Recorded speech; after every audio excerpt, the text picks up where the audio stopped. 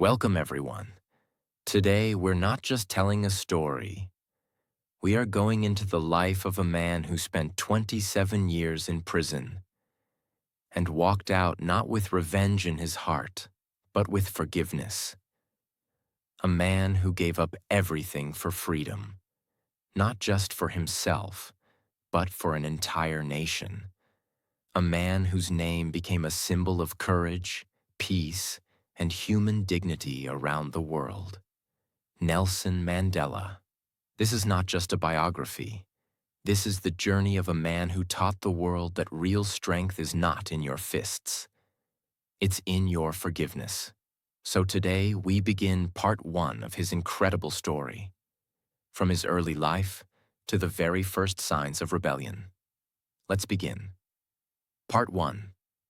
The boy who questioned the rules. Nelson Mandela was born on July 18, 1918, in a small village called Mvezo, in the Eastern Cape of South Africa. His birth name was Rolihlahla Mandela, a Xhosa name which literally means pulling the branch of a tree, or more commonly, troublemaker. It was a name that would become very symbolic later in life. He belonged to the Thembu royal family, part of the Xhosa-speaking people. His father, Gadla Henry Mafakanyiswa, was a local chief and advisor to the king. His mother, Nosekeni Fani, was one of his father's wives and deeply rooted in tradition and values. She taught young Rolihlahla the importance of respect, family, and storytelling. But Mandela's world was still very traditional.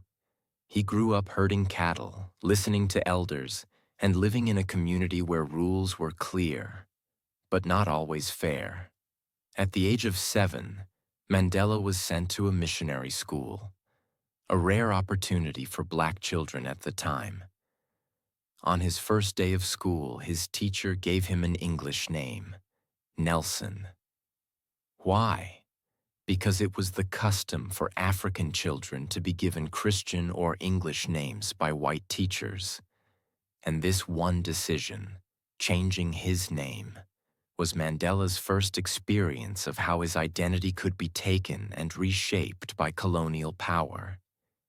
He didn't fight it. He didn't even fully understand it. But the seed of injustice was planted. When Mandela was 9 years old, his father died of lung disease. That moment changed everything. His mother took him to a place called Kunu, where he was adopted by Chief Jongintaba Dalindyebo, the acting regent of the Thembu people. This new life was very different. The regent lived in a large royal home.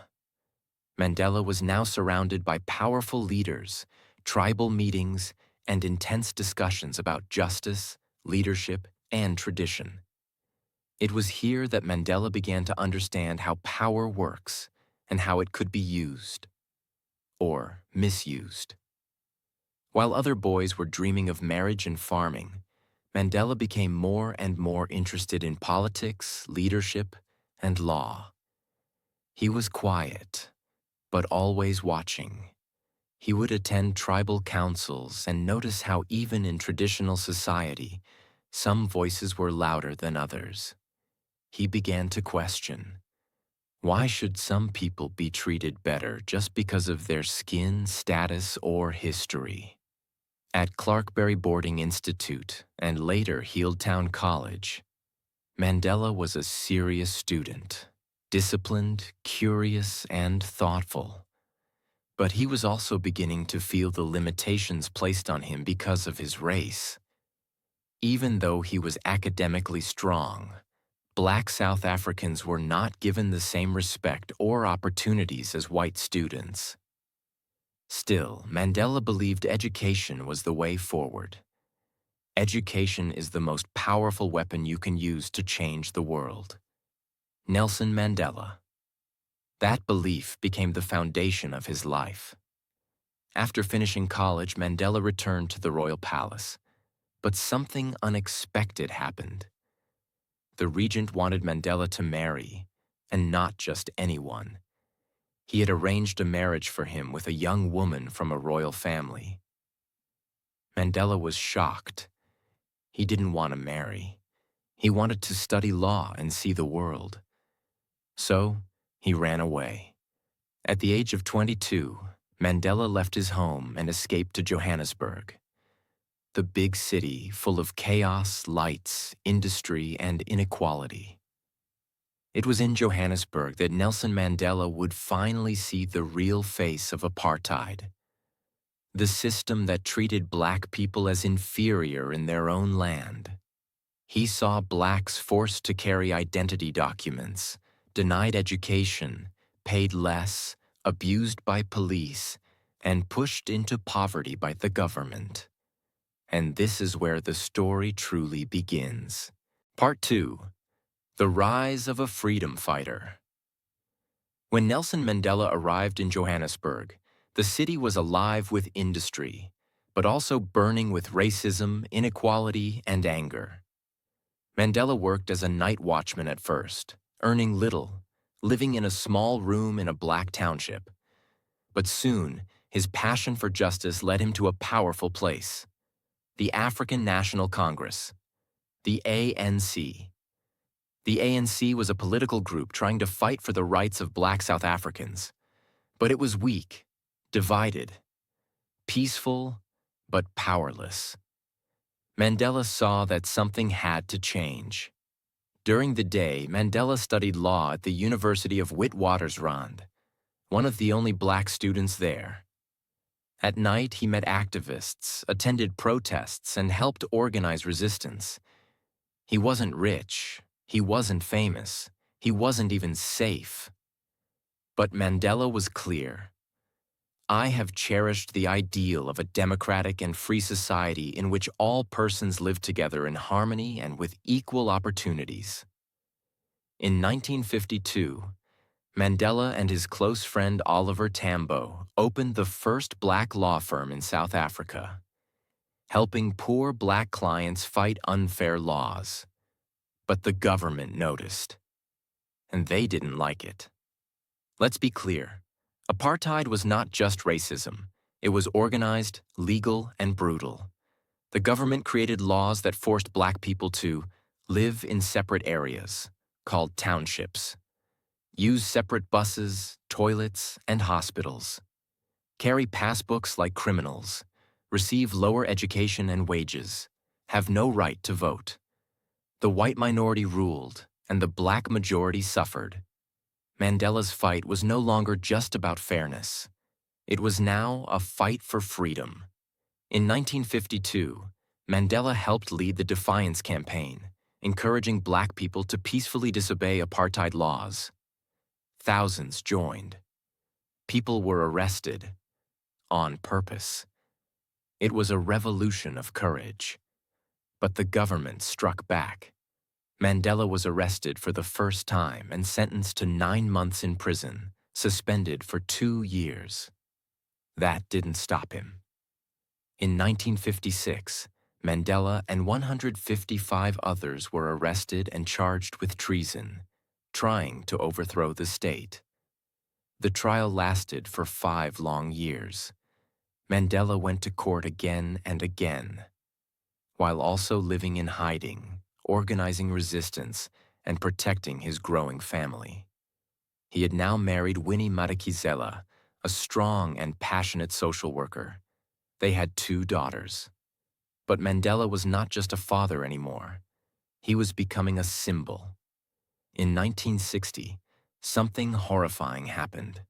Police opened fire on peaceful protesters in the town of Sharpeville, killing 69 people, many shot in the back as they tried to run.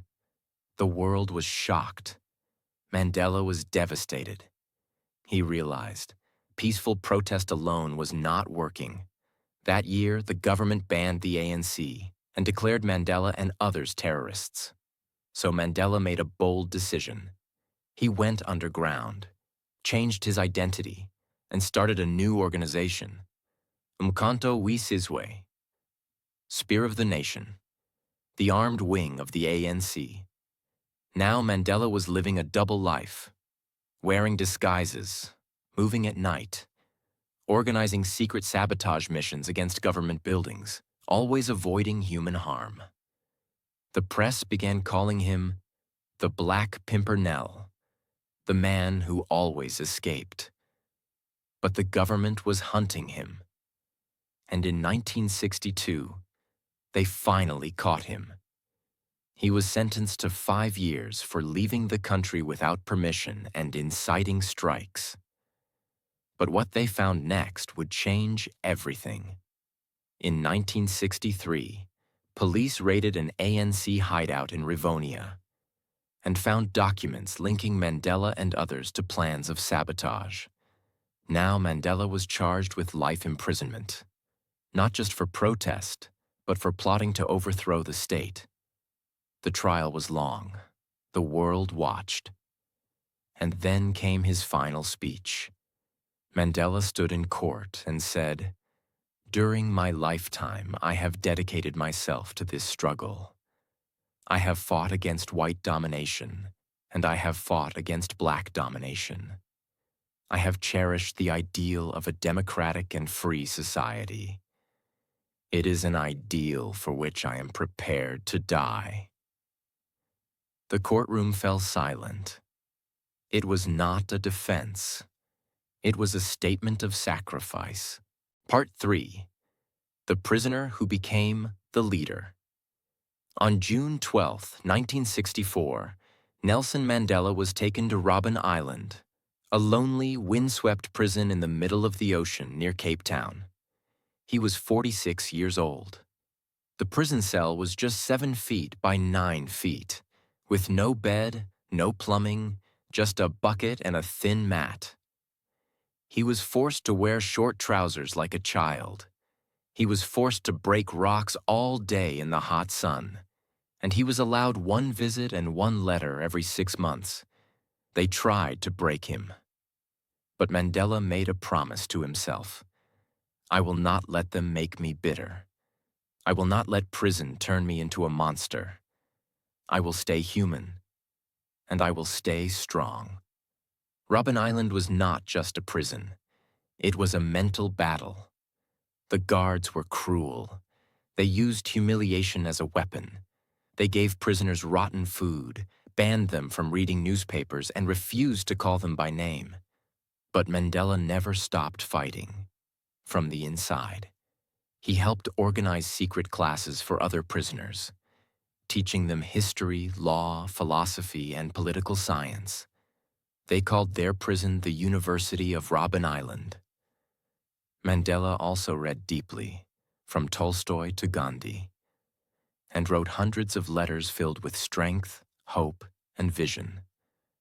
Outside the prison, Mandela's family was suffering. His wife, Winnie, was harassed, arrested, and kept under surveillance for years. Their 2 daughters grew up without their father. Worse, Mandela was not allowed to attend the funeral of his mother, or his son, who died in a car crash. He mourned in silence, alone in a cell. But he didn't let grief turn into hatred. Instead, it became his power. In the 1970s and 80s, the world began to hear more about Mandela. While he was still in prison, his name became a symbol of resistance across the world. Protesters shouted, "Free Nelson Mandela," in London, New York, Sydney, and Paris. His face appeared on posters, murals, and songs. His name was banned in South African media, but it only made his legend grow stronger. International pressure against apartheid began to rise. Countries started placing economic sanctions on South Africa, and the government was beginning to feel the heat.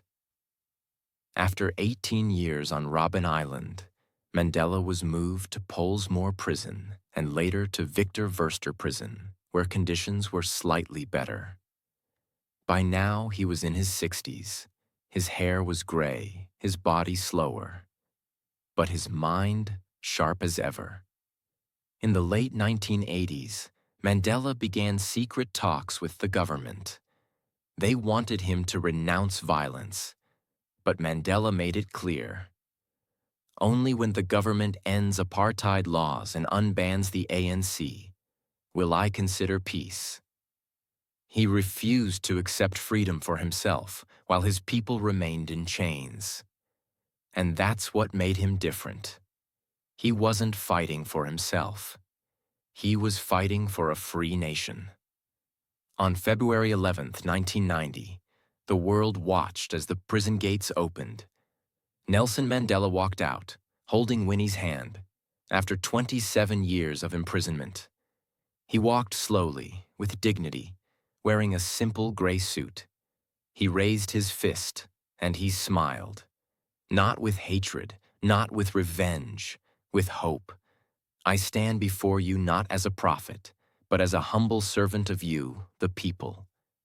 South Africa, for the first time in decades, felt the wind of freedom. But it wasn't over yet. Now Mandela had to negotiate peace and help build a nation without falling into a civil war. Part 4. From Prisoner to President and the Father of a Nation. After 27 years behind bars, Nelson Mandela walked out of prison in 1990 as a free man. But South Africa was not free yet. The country was on the edge of collapse. Racial violence was exploding in the streets. Black and white communities were filled with fear and anger. Extremists on both sides were preparing for civil war. Mandela knew, if we go to war now, we will lose everything. So he did something harder than fighting. He forgave. He called for peace. He met with his enemies. Mandela sat across the table from the same leaders who had locked him away. The same men who had humiliated his people, tortured activists, and killed thousands. And he said, we must build a new South Africa, not black, not white, but rainbow-colored, united in peace. These negotiations lasted 4 years. There were threats, bombings, setbacks, assassinations. But Mandela refused to respond with violence. He knew South Africa's future depended on its ability to forgive its past. On April 27, 1994, for the first time in history, all South Africans, black and white, were allowed to vote. Millions stood in line for hours, some barefoot, some elderly, some crying. They weren't just voting for a president. They were voting for freedom. And when the results came in, the world held its breath. Nelson Mandela was elected as South Africa's first black president. He was 75 years old. The boy from a rural village. The prisoner who was called a terrorist. The man who forgave everyone.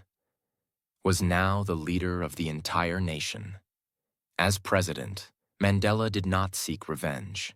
He didn't punish the old rulers. Instead, he created a Truth and Reconciliation Commission, a place where victims and offenders could speak openly, confess, forgive, and begin to heal. Mandela believed in something powerful. Forgiveness liberates the soul. It removes fear. That's why it's such a powerful weapon. He also focused on rebuilding the economy, reuniting divided communities, improving education and healthcare, creating a nation built on justice, equality, and humanity. And he did it not through power, but through moral authority. One jersey, one nation, one moment. In 1995, South Africa hosted the Rugby World Cup, a sport loved mostly by the white population. Mandela saw a chance.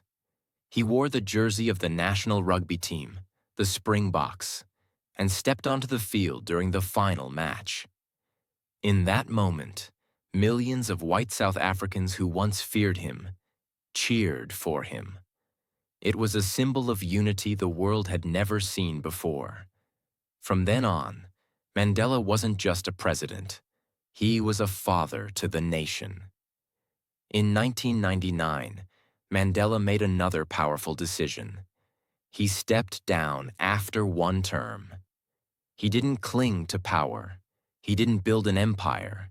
He believed leaders should serve, not rule. He handed the presidency to the next elected leader and chose to become a global ambassador for peace, education, and human rights. He spent his later years speaking around the world, raising money for HIV/AIDS awareness, building schools, and promoting freedom for all people. On December 5th, 2013, Nelson Mandela passed away at the age of 95. His death was mourned across the globe. Presidents, kings, children, freedom fighters, prisoners, all wept for a man who had changed not just his country, but the world's heart. So what did Nelson Mandela teach us? That pain does not have to turn into hate. That patience is a form of strength. That forgiveness is the path to true power. That a single human being, with dignity, courage, and love, can change the future of millions. He once said, "What counts in life is not the mere fact that we have lived. It is what difference we have made to the lives of others that will determine the significance of the life we lead." Mandela made that difference, not through force, but through character.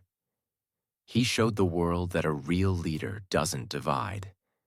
He unites, that even in a world full of injustice, hope is never lost. Mandela's story doesn't end here. It lives on in every person who fights for justice, in every act of forgiveness, in every place where peace is chosen over war, and in you, every time you choose courage over fear, wisdom over anger, unity over revenge.